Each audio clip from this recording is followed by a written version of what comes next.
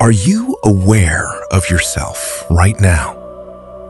Hold on to that question. Don't answer it cleverly. Don't think about it. Just notice what happened the instant I asked. For a second, something shifted. You were here.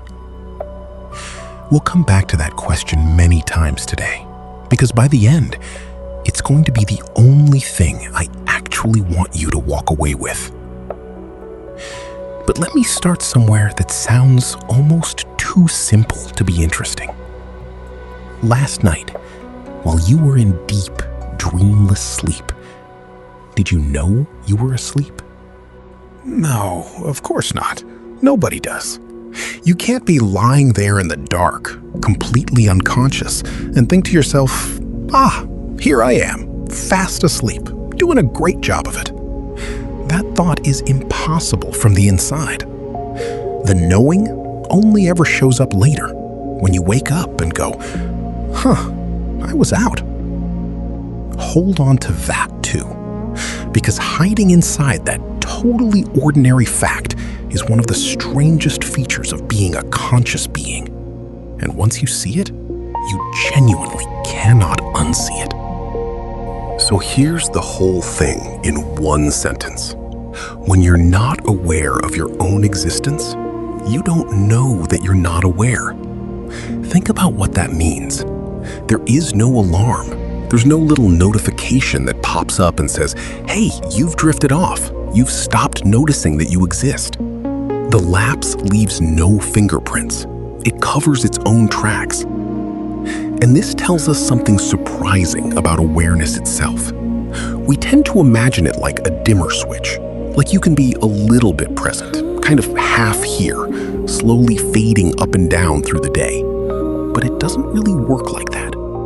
It's much more like a light that's either on or off, with the strange twist that when it's off, nobody's home to notice the room went dark. Either you recognize right now, in this exact moment, that you exist, that bare, wordless sense of I am, or you don't. There's no in-between, and there's no warning system, which means the drifting happens silently, on its own schedule, completely without your permission. That's the asymmetry. Presence announces itself. Absence does not. And almost every difficulty we're going to talk about today falls right out of that one lopsided fact. So, quick check. Are you aware of yourself right now? Still here? Good. Keep going. Now, why am I so confident this is real and not just a nice-sounding idea? Because you've got a working demonstration of it every single night. The sleep thing isn't a metaphor I'm reaching for. It's the cleanest example there is. Asleep, you have zero access to the fact that you're asleep. The recognition is locked out until you wake. Here's the unsettling part. That exact same structure is running in broad daylight right now. You can spend hours, days, years in a kind of waking sleep, going through the motions, unaware of your own fundamental existence. And this is the crucial bit, unaware that you're unaware. So the blind spot isn't some bedroom quirk that switches off at sunrise. It's just the default setting of an attention that's wandered off without leaving a note. Let me name the thing we keep drifting away from, so we're not just gesturing at a fog. I'm going to call it the absolute. Bit of a grand word, stay with me, because the thing itself is the opposite of grand. It's the simplest thing there is. The absolute is just unconditional being, awareness that's there without needing anything propping it up. No thought required, no feeling required, no particular circumstance required. It's that quiet, direct recognition of your own existence, the ground floor of reality, sitting underneath all the identities and the storylines we stack on top. It doesn't need proof. It doesn't need reasoning. It doesn't need anyone's approval. It simply And here's the kicker.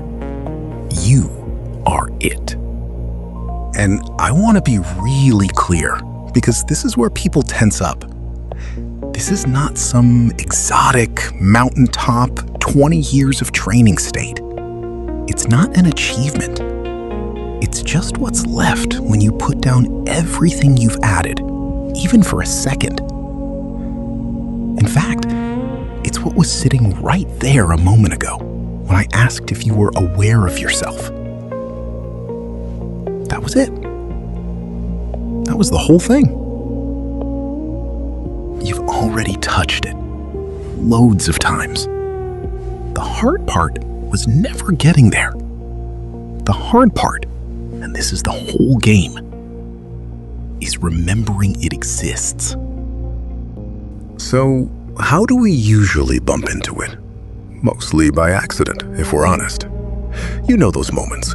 Some view cracks you open, and the mental chatter just stops. And for a second, you're simply there.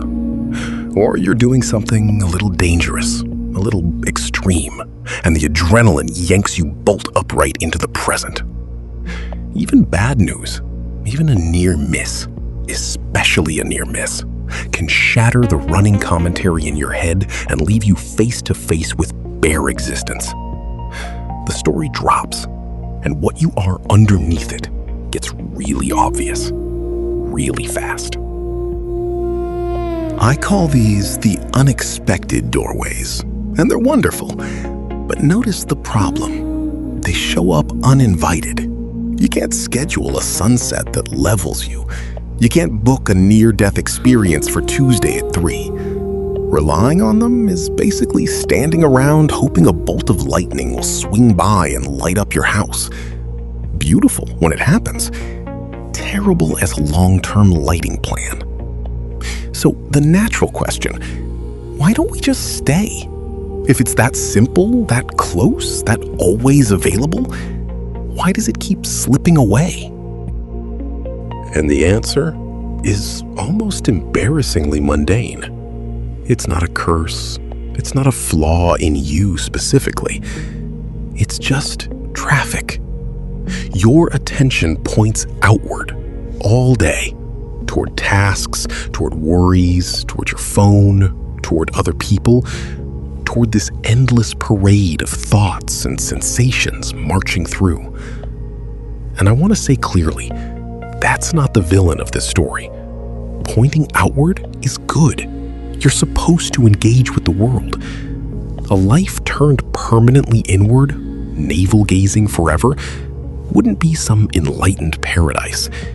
It'd just be a life you forgot to live.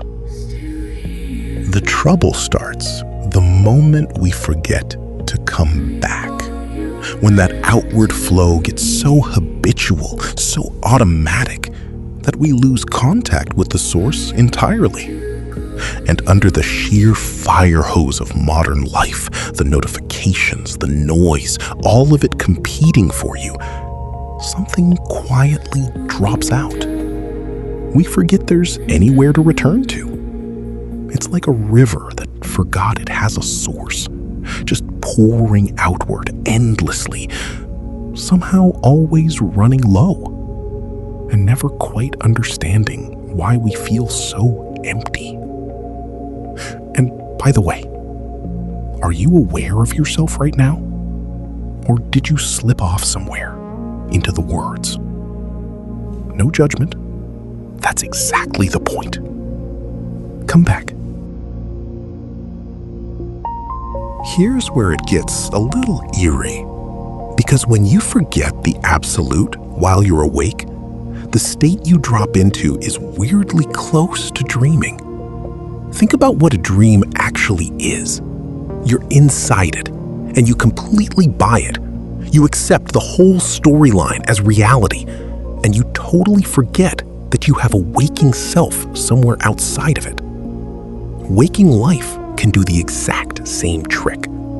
We get so absorbed in our personal story, the roles, the problems, the wants, the running drama of me, that we lose the simple I am sitting underneath the whole production. the story just plays, and we treat it like it's the entire universe. And now the asymmetry tightens its grip. Remember, you cannot catch yourself in the act of forgetting. By the time you'd notice, the forgetting already happened. It's always already done. So you can run entire days on autopilot, making decisions, holding full conversations, even feeling pretty sure you're wide awake and totally present the whole time, while the deepest recognition of your own existence is just dormant. Lights on, no one checking whether anyone's home. And then, every so often, there's this little jolt of waking, and you get that slightly vertigo-inducing thought, wait, where have I been? And here's the part that explains so much of modern life. When that connection goes quiet, we try to patch the hole from the outside. We chase validation. We chase stuff. We chase stimulation. Anything to quiet that faint little hum that says something essential is missing. But, and I love this image, it's like trying to cure thirst by painting pictures of water. You can get really good at it. Beautiful paintings. Doesn't matter. The thing you're actually thirsty for only ever comes from reconnecting with what you already are at the source. Now I want to talk about the sneakiest danger of the whole thing. And it's a little spicy because it goes after the good guys.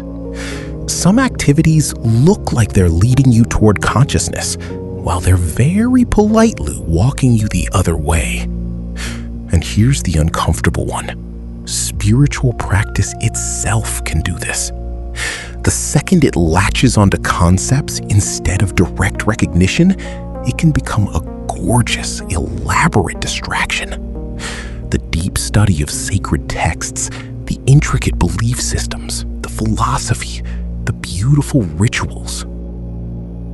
Now, I'm not anti any of that. Relax. But here's the test. Unless the one job of all that machinery is to walk your awareness back to the immediate recognition that you exist, it can quietly carry you off, just like everything else.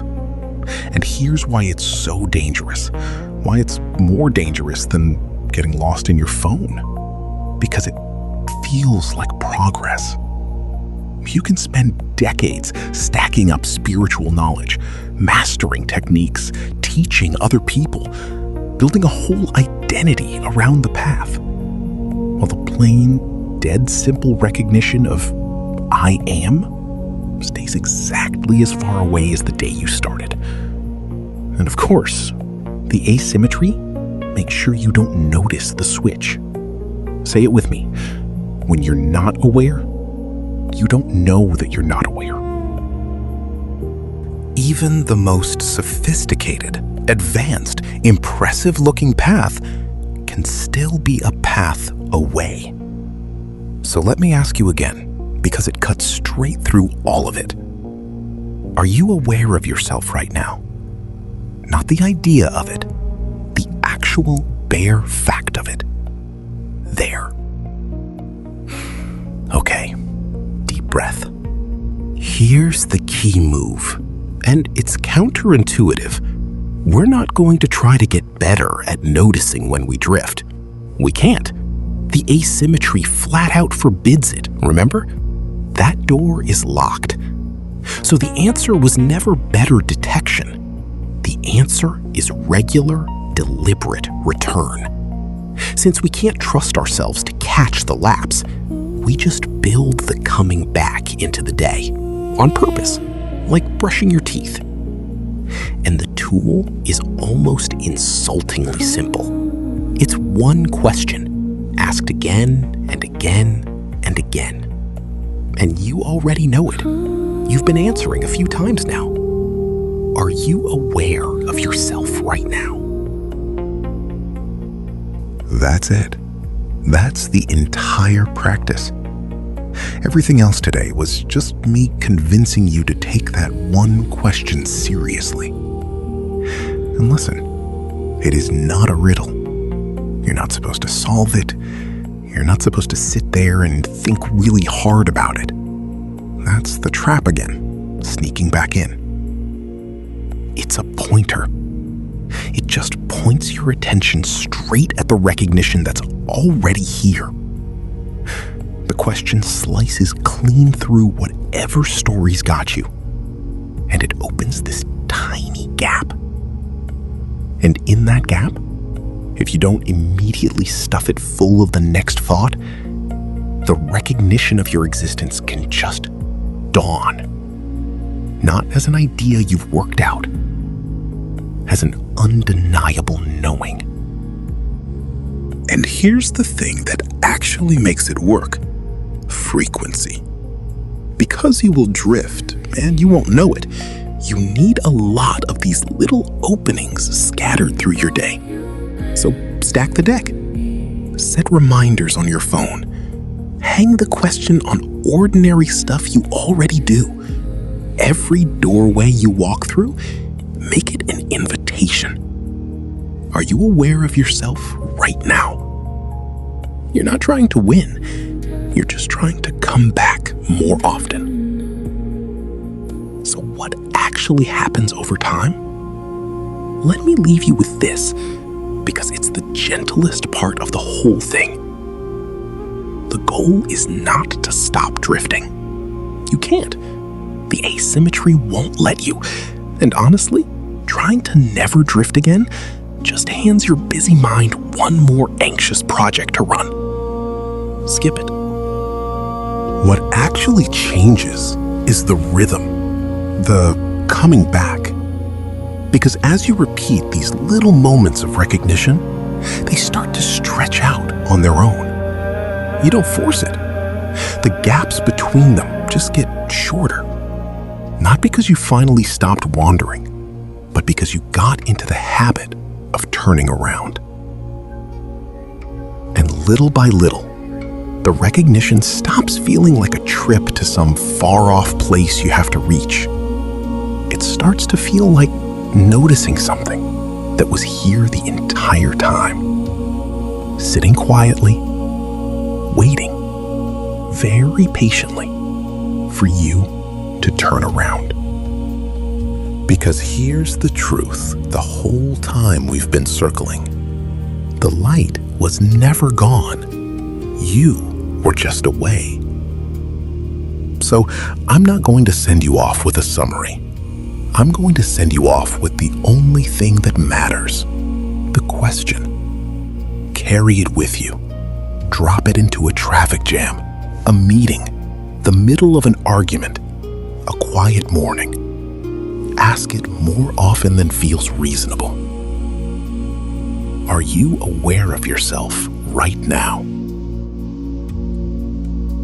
And once it becomes natural to ask it of yourself, try turning it gently outward.